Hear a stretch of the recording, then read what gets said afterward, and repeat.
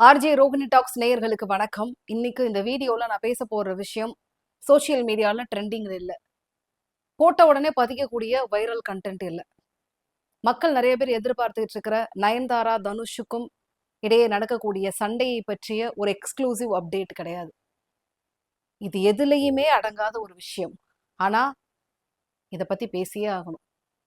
நம்ம எல்லாருமே மற்றவர்களை பத்தி பேசுறதுல ரொம்ப ஆர்வமா இருக்கோம். இன்ட்ரெஸ்ட் அளவுக்கு அதிகமா இருக்கு. ஆனா நம்மளை பத்தி நம்மளுடைய ஹெல்த்தை பத்தி சில விஷயங்கள் பேசுறப்ப ரொம்ப காமெடியா இருக்குது. ஒரே நிமிஷத்துல ஃபைட் பண்ணிட்டு ஷ்க் அப்படின்னு சொல்லிட்டு பறந்து போயிடுறோம். நம்மளை சுத்தி நடக்கக்கூடிய பல விஷயங்கள் நமக்கு நியூஸா இருக்கிற வரைக்கும் அது ஜஸ்ட் நியூஸ். ஆனா அதுவே நம்மளுடைய ஃபேமிலிக்குள்ளேயோ ஒரு சரௌண்டிங்குள்ளேயோ ஒரு ரிலேட்டிவ்ஸ்குள்ளேயோ இல்ல ஒரு நட்புக்குள்ளேயோ நடக்கிறப்ப அதோடைய தீவிரம் அதோடைய வீரியம் அப்படிங்கிறது நம்ம எல்லாருமே யோசிக்கிறோம். ஸோ அப்படி it's time to wake up அப்படிங்கிறதுக்கான ஒரு காலாக தான் நான் இந்த நியூஸை நான் பார்க்குறேன். ஒரு 2-3 டேஸ் பேக் காவேரி பாக்கத்தில் ஒரு ஸ்கூல் கிளாஸ் ரூமில் உட்காந்துட்டு இருந்த 14 வயசு பொண்ணு, 9th ஸ்டாண்டர்ட் படிக்கிற பொண்ணு ஒருத்தவங்க கிளாஸ் கவனிச்சுக்கிட்டே இருக்கிறாங்க. சடனாக பார்த்தீங்கன்னா ஒரு மாதிரி கிட்டினஸ் ஆகுது, மயக்கம் போட்டு அப்படியே விழுந்துடுறாங்க. பதறி போய் உடனே ஹாஸ்பிட்டலுக்கு கூட்டிட்டு போனா டாக்டர்ஸ் செக் பண்ணி உங்க உயிர் இழந்துட்டாங்க அப்படின்னு சொல்லியிருக்கிறாங்க. கார்டியாக் அரெஸ்ட் ஆயிருக்கு அப்படின்னு சொன்னாங்க. 14 வயசு பொண்ணு கிளாஸ் ரூம்ல உட்காந்துட்டு இருக்கிற பொண்ணுக்கு கார்டியாக் அரெஸ்ட் அப்படிங்கிறது எப்படி ஜீரணிக்க முடியும் அப்படின்னு தெரியல. இது என்னடா கொடுமையா இருக்கே அப்படின்னு சொல்லிட்டு இந்த நியூஸை தொடர்ந்து இன்னும் இத மாதிரியான என்னென்ன சம்பவங்கள்லாம் தமிழ்நாட்டை பொறுத்த வரைக்கும் நடந்திருக்கு அப்படிங்கிறப்ப ஆல் ஓவர் இந்தியாவிலேயே செகண்ட் ஸ்டாண்டர்ட் படிக்கிற ஒரு பையன் சடனா கிளாஸ் ரூம்லயே மயக்கம் போட்டு விழுந்து அந்த பையனுக்கு கார்டியாக் அரெஸ்ட் நடந்திருக்கு. இதே மாதிரி 7th ஸ்டாண்டர்ட் படிக்கிற பொண்ணு, அப்புறம் 10th படிக்கிற பையன்னு சொல்லிட்டு அந்த கேஸ் ஹிஸ்டரி எடுத்தோம்னா என்னடா இது இவ்வளவு விஷயங்கள் நம்மளை சுத்தி நமக்குள்ள, அதாவது இந்த நாட்டுக்குள்ளதான் நடந்திருக்கா அப்படின்னு ரொம்ப வேதனையா வேற இருந்தது. ஒரு காலத்துல எல்லாம் பாத்தீங்கன்னா இந்த கார்டியாக் அரெஸ்ட், ஹார்ட் அட்டாக் அப்படிங்கிறதுக்கெல்லாம் ஒரு சர்டைன் வயசு இருந்தது. 60 வயசுல ஆட்களுக்கு அப்படியே ஹார்ட் எல்லாம் அப்படியே ஒவ்வொரு உறுப்பா செயலிழந்த பிறகு ஹார்ட் அதோடைய ஆட்டத்தை நிப்பாட்டும் அப்படிங்கிற மாதிரி காமனா இருந்த காலம் போய் 50 ஆச்சு. அது எப்படி நம்மளுடைய அப்பாக்கள் காலத்துல 50ஆ மாறுச்சு. அதுக்கப்புறம் கொஞ்சம் முன்னாடி 40ஆ மாறுச்சு, 30ஆ மாறுச்சு. இப்ப செகண்ட் ஸ்டாண்டர்ட் படிக்கிற பையனுக்கு கார்டியாக் அரெஸ்ட் நடக்குது அப்படிங்கிறத நீங்க எந்த லிஸ்ட்ல சேர்ப்பீங்க அப்படின்னு சொல்லிட்டு நினைச்சு கூட பார்க்க முடியல. ஒரு பக்கம் இத குறிச்சு டாக்டர்ஸ் கிட்ட கேட்கிறப்ப அவங்க என்ன சொல்றாங்கன்னா ஒரே ஒரு காரணம் தான். ஜெனட்டிக்கலா ஒருத்தருக்கு வரக்கூடிய டிசீஸோடைய தாக்கம் அது எல்லாத்தையும் தாண்டி இன்னைக்கு இருக்கக்கூடிய இந்த கிட்ஸ் இருக்காங்கல்ல, அவங்க ஃபுட் இன்டேக் எடுத்துக்கிறாங்கல்ல, அதனால வரக்கூடிய நோய்கள் தான் ஜாஸ்தி அப்படின்னு சொல்றாங்க. ஜெனட்டிக்கலா ஒருத்தருக்கு ஒரு நோய் பரவுது அப்படின்னா அதை நீங்க ஒண்ணுமே பண்ண முடியாது. சப்போஸ் இப்ப இப்ப என்னுடைய ஃபேமிலியோட ஹிஸ்டரி எடுத்துக்கிட்டீங்க அப்படின்னா எங்க அம்மாவுக்கு சுகர் இருக்கு, என்னுடைய தாத்தாவுக்கு சுகர் இருக்கு. அப்ப ஆப்வியஸ்லி என்னுடைய 40+ நான் நெருங்குறப்ப எனக்கு சுகர் அப்படிங்கிறது 100% எட்டி பார்க்கும். அதை நான் முன்கூட்டியே ப்ரிடிக்ட் பண்ணிக்கணும். அப்ப ஒரு 30+ நெருங்குறதுல இருந்தே என்னுடைய உணவு பழக்கத்தை நான் கொஞ்சம் சீரா ப்ராக்டிஸ் பண்ணிக்கிட்டேன் அப்படின்னா, அந்த ப்ரீ டயபெட்டிக்லாம் சில விஷயங்களை கரெக்டா ஒர்க் அவுட் பண்ணிட்டேன் அப்படின்னா டயபெட்டிக் அப்படிங்கிற ஒரு நிலைமைய கண்ட்ரோல்ல வச்சுக்க முடியும். அது என்ன டாமினன்ஸ் பண்ணி என்ன இன்சுலின் போடுற அளவுக்கு கொண்டு போய் விடாம அதை ப்ராப்பரான அந்த ஃபுட் ஹெல்த் இருக்கு தெரியுமா, அதை மெயின்டைன் பண்ணி என்னால அதை சீரா வச்சுக்க முடியும். ஆனா இந்த உணவு பழக்கத்தால வரக்கூடிய நோய்களை பத்தி லிஸ்ட் எடுத்தோம் அப்படின்னா ஒவ்வொன்றும் ஐயோ என்ன இப்படியா அப்படியா, சின்ன சின்ன பசங்கங்க லிவர் வீக்கா இருக்குங்கிறாங்க. அதே மாதிரி கணையம் ரொம்ப பெருசா இருக்குதுங்கிறாங்க.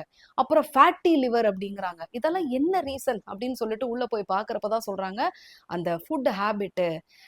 நீங்க நினைச்சு பாருங்களேன், உங்களுடைய அம்மா அப்பா காலத்துல காலையில சாப்பாடு என்னவா இருக்கும்?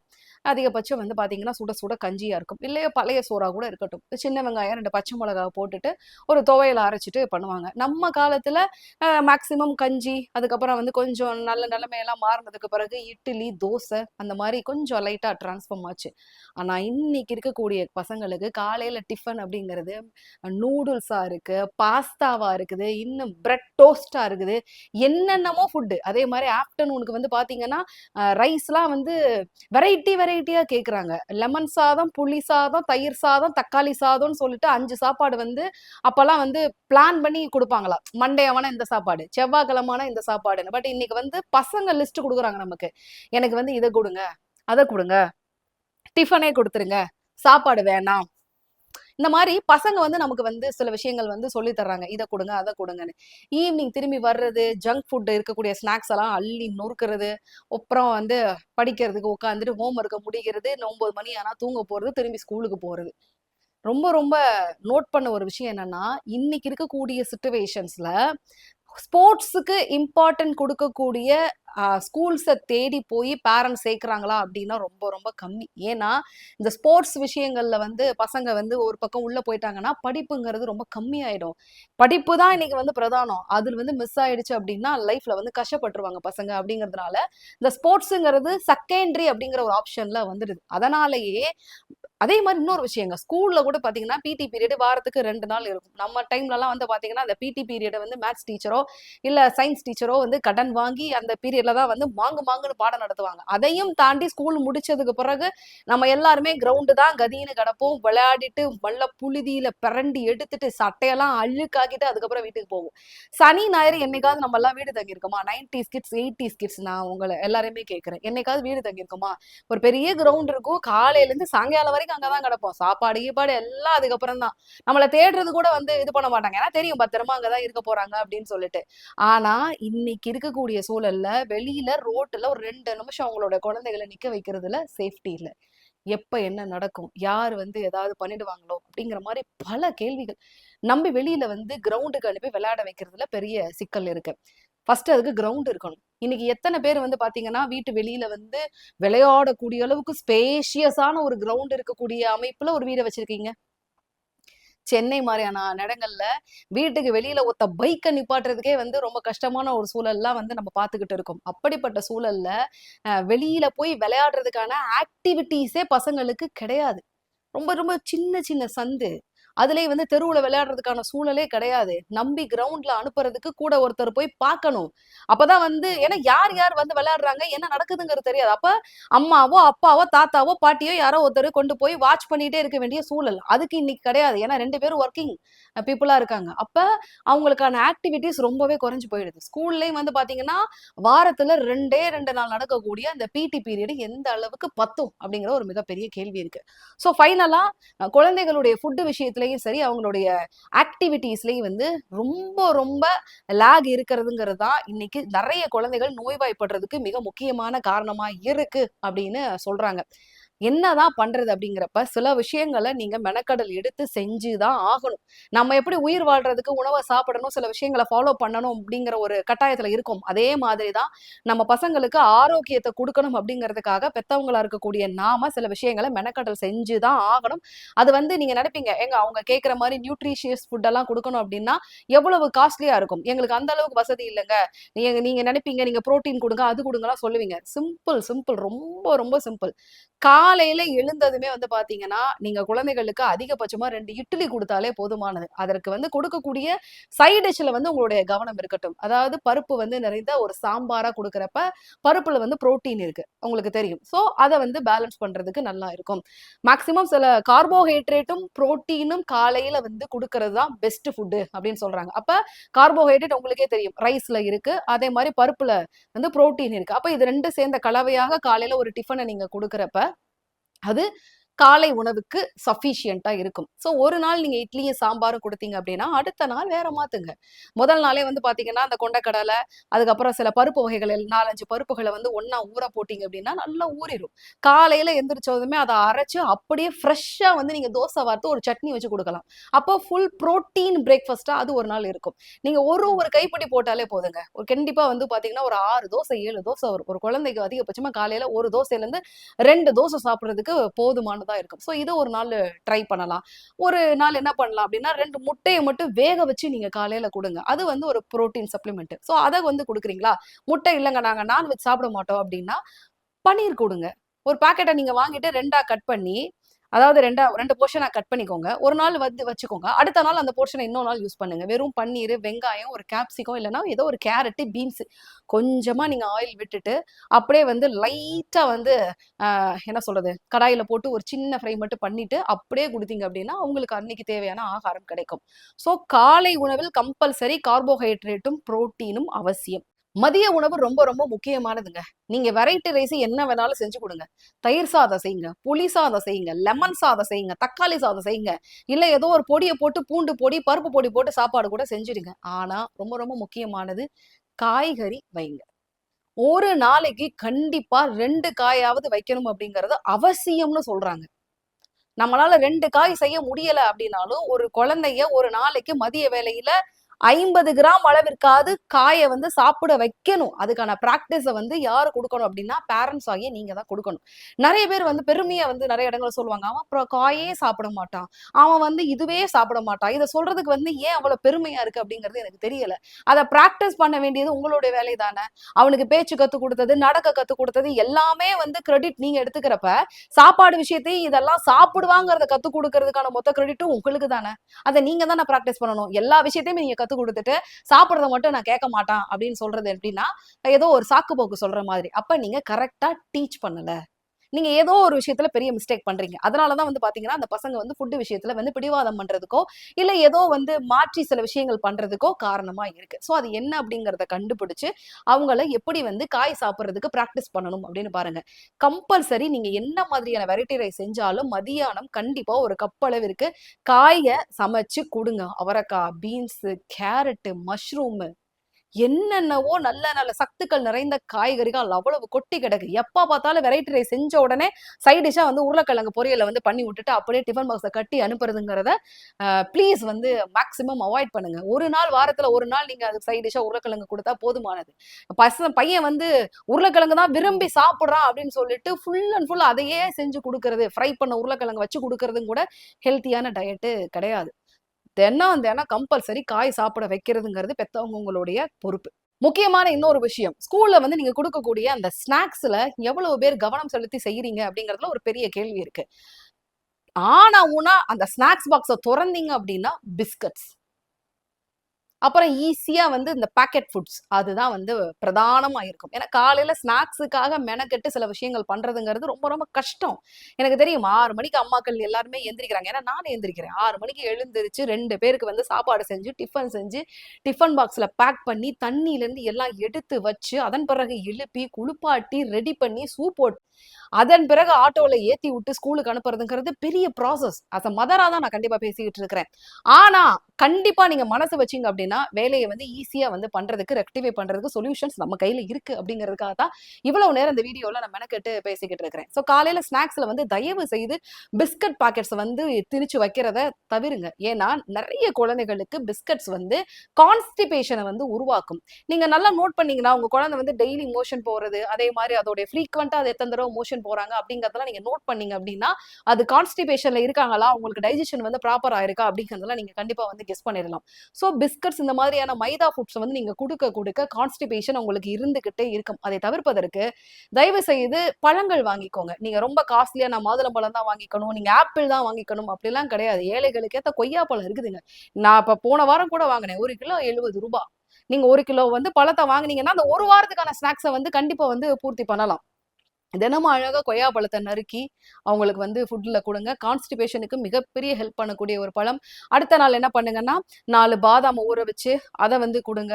அதே மாரி 2 முந்திரி பருப்பு அவங்களுக்கு வச்சு குடுங்க. அதுக்கப்புறம் வந்து இந்த ரைசின்ஸ் இருக்குல்ல, அத வச்சு குடுங்க. அத ஒரு நாள் ஸ்நாக்ஸா குடுங்க. அடுத்த நாள் வந்து வேக வைத்த முட்டைய வந்து ஸ்நாக்ஸா குடுக்கலாம். மஞ்சக்கருவ மட்டும் நீங்க எடுத்துட்டும் குடுக்கலாம். இல்ல அதையும் சேர்த்து வச்சு லைட்டா பெப்பர வந்து ஸ்ப்ரிங்கிள் பண்ணி அப்படியும் வந்து குடுக்கலாம். ஒரு நாள் என்ன பண்ணுங்க அப்படின்னா, வேக வச்ச சென்னா வந்து குடுங்க. கொண்டைக்கடலை வைக்கலாம். அடுத்தது அப்புறம் என்ன கொள்ளு வைக்கலாம். இந்த மாரி ஏகப்பட்ட பயறு வகைகள் இருக்கு. அத வந்து மொத நாளே ஊற வச்சுட்டு, அடுத்த நாள் காலையில குக்கர்ல போட்டு ஒரு விசில் நல்லா எத்தன விசில் தேவையோ அத போட்டுட்டு, அப்படியே எடுத்து பேக் பண்ணி குடுத்தீங்க அப்படின்னா, பயறு வகைகள் வந்து காலையில ஸ்நாக்ஸா வந்து பயன்படுத்தலாம். ஸோ குழந்தைகளுக்கு குடுக்கக்கூடிய லஞ்ச்லயும், அவங்களுக்கு ஸ்நாக்ஸ்லயும் வந்து ரொம்ப கவனமா இருக்கிறது பேரண்ட்ஸ் உடைய வேலை. அதன் பிறகு வீட்டுக்கு வர்றாங்களா? வந்ததுக்கு பிறகு நெறைய பேரு வந்து கடைகள்ல போயி வடை, பஜ்ஜி, போண்டா அப்படின்னு சாப்பிடுற ஒரு ஹேபிட் இருக்கு. எண்ணெய் பலகாரங்கள் வந்து சாப்பிடுறதுல ஒரு பெரிய இது இருக்கு. ஏன்னா, ஒரு 30 பிளஸ் இயர்ஸ்க்கு மேல இருக்கிறப்ப எண்ணெய் பலகாரங்களை தவிர்ப்பதுங்கிறது எல்லாருமே சொல்லுவாங்க. ஆனா, குழந்தைகளா இருக்கிறப்ப இந்த வயசுல சாப்பிடலன்னா, எப்ப சாப்பிட போறாங்க? அப்படிங்கிற ஒரு கேள்வி வந்துருது. இதெல்லாம் இப்ப கல்ல தின்னாலும் செரிக்கக்கூடிய வயசு. அதனால அவங்க சாப்பிடட்டும்னு நெனைப்பாங்க. நீங்க ஃப்ரை பண்ண ஐட்டங்கள் குழந்தைகளுக்கு குடுக்கவே கூடாது அப்படின்லாம் சொல்லல. அத வீட்ல செஞ்சு குடுங்க. அப்படிங்கிறது தான். ஏன்னா நீங்க கடைகள்ல வந்து வாங்கி பயன்படுத்துறப்ப அது எந்த ஆயில்ல பண்ணாங்க, டீப் ஃப்ரை பண்ணாங்களா, சுத்தமா செஞ்சாங்களா, சரியான பொருள் தானா, இந்த மாதிரியான பல கேள்விகள் இருக்கு. நீங்க ஆயில்ல ஃப்ரை பண்ணி ஒரு வடை கூட நீங்க போட்டு கொடுக்குறீங்க அப்படின்னா, இல்ல வீட்லயே பஜ்ஜி போட்டு கொடுக்குறீங்க அப்படின்னா, குழந்தைகளுக்கு 2 பஜ்ஜி வச்சு அதை ஸ்நாக்ஸா கொடுக்குறீங்க அப்படின்னாலும் ஹோம் மேடா இருக்கக்கூடிய பட்சத்தில் பிரச்சனையே கிடையாது. ஆனாலும் அதோடைய அளவுக்கு மீறினா அமிர்தமும் நஞ்சுன்னு தான் சொல்லுவாங்க. அமிர்தமே இருந்தா கூட கொஞ்சமா அளவா தான் சாப்பிடணும்வாங்க. அப்ப நீங்க அந்த போர்ஷன் கண்ட்ரோல் அப்படிங்கிறது அம்மாக்கள் உங்களுடைய கையில இருக்கட்டும். இருக்கிறாங்க கேட்கறாங்கன்றதுக்காக 10 வடை 10 பஜ்ஜி எல்லாம் கொடுத்துட்டு அவங்கள வந்து ஒரு மாதிரி டம்ப் பண்ணக்கூடாது. மேக்சிமம் நீங்க வீட்ல செய்றீங்க அப்படின்னா எவ்வளவு ஒரு 2 பஜ்ஜி கொடுக்குறீங்களா, ஒரு 2 வடை சாப்பிட சொல்றீங்களா, தட்ஸ் ஃபைன். அதன் பிறகு ஈவினிங் வந்து அழகா வந்து ஒரு பால் நாட்டு சக்கரை போட்டு கொடுத்தீங்க அப்படின்னா அது வந்து ஈவினிங் ஸ்நாக்ஸுக்கு அவங்களுக்கு போதுமானதா அமையும். அதன் மாதிரிதான் இரவு உணவு நைட்டு 9 மணிக்கு சாப்பிட்றது, 9:30 மணிக்கு சாப்பிட்றது, 10 மணிக்கு சாப்பிட்ற குழந்தைகளா நான் பார்த்துக்கிட்டு இருக்கிறேன். எனக்கு ஒண்ணுமே புரியல. உங்களுடைய ஃபுட் ஹேபிட் உங்களுக்கு நைட்டு 10 மணிக்கு சாப்பிட்டாதான் நைட்டு காலையில வரைக்கும் பசிக்காம இருக்கு அப்படிங்கிறது ஒரு உங்களுடைய மித்துங்க. ஆனா குழந்தைகளை பொறுத்த வரைக்கும் 7:30ல இருந்து 7:45க்குள்ள நீங்க டின்னரை கொடுத்து முடிச்சுட்டு 9 மணிக்கு அவங்களை தூங்க வைக்கிறது அப்படிங்கறதா இன்னைக்கு இருக்கக்கூடிய சுச்சுவேஷன்ல வந்து ரொம்ப ரொம்ப மேஜரான ஒரு கண்டிப்பா நீங்க ஃபாலோ பண்ண வேண்டிய ஒரு விஷயம். 8 மணிக்கு மேல பெரும்பாலும் குழந்தைகளை வந்து சாப்பிடுறதே வந்து தவிர்க்கணும்னு சொல்றாங்க. பெரியவங்க நீங்களே 7 மணிக்கு மேல சாப்பிடாதீங்கிறாங்க. டைஜஷன் சிஸ்டத்துக்கு வந்து பாத்தீங்கன்னா ஒரு 10 12 மணி நேரமாவது நீங்க கேப் கொடுக்கணும். உள்ள இருக்கிற எல்லா உறுப்புகளும் வந்து ப்ராப்பரா அதோடைய வேலைகளை செய்வதற்கு ஓய்வு கொடுத்தா மட்டும்தான் அது எல்லாமே அதோடைய சிஸ்டமேட்டிக் ஒர்க்கை வந்து கரெக்டா பண்ணும். அது இல்லாம 10 மணிக்கு நீங்க சாப்பிட்டு அப்படியே போய் படுத்து அதுவும் என்ன பேர் படுத்துக்கும்.